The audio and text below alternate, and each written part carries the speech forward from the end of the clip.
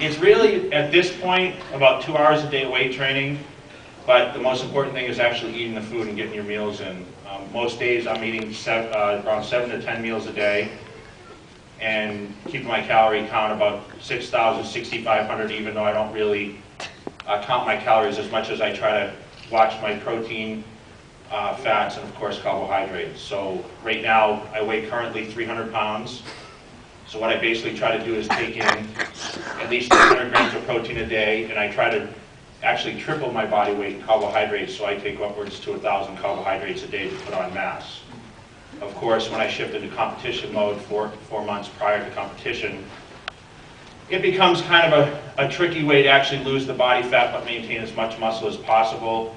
So a lot of fluctuations in my diet. You know, some days I'm going to eat 500 carbs a day, some days 400 carbs a day, but I'm still maintaining a pretty high protein content, and of course keeping the fats to a minimum. I don't really add extra fats to my diet.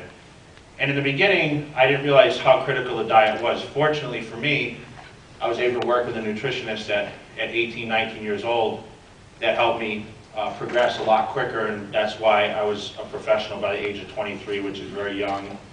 And I was able to progress very quickly with size. I was able to put on probably 50 pounds my first 2 years of training, and of course become a teenage national champion at 19, best in the country, and of course men's national champion at 23, which earned me professional status. So a lot of people think, oh Jay, you progressed so quick, what'd you do differently? I think really having that nutrition value in my program was very, very, very crucial, and I try to explain that to people nowadays because people don't understand what kind of foods you need to eat to be your best. Everyone has different necessities in their training.